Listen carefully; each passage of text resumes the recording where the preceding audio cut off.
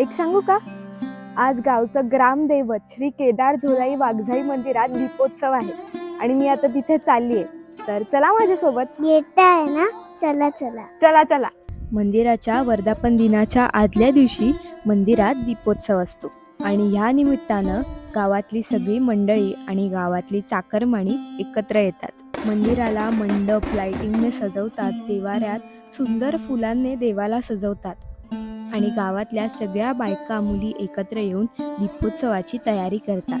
कोणी वाती वळत असतं तर कोणी दिव्यात तेल घालत असतं.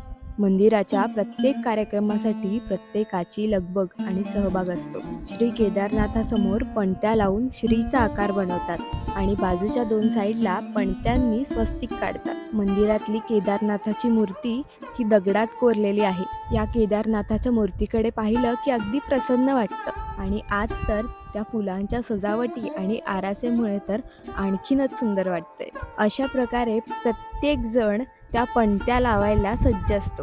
या पणत्या लावल्या की मंदिराच्या चोहीकडे प्रसन्नता पसरते आणि या तेजोमय ज्योतींनी सारा मंदिर परिसर उजळून निघतो. दरवर्षी उन्हाळ्याच्या सुट्टीत मंदिराचा कार्यक्रम असतो आणि आम्ही सगळेजण या कार्यक्रमाच्या निमित्तानं भेटतो. तुमच्याकडे सुद्धा मंदिराचे असे कार्यक्रम असतात का? मला कमेंट्समध्ये नक्की सांगा. आणि उद्या मंदिराचा वर्धापन दिन आहे. कोकणातला श्री केदारनाथ आणि श्री रामवर्धायनी देवीच्या पालखीचा छबेना आहे. नक्की बघा.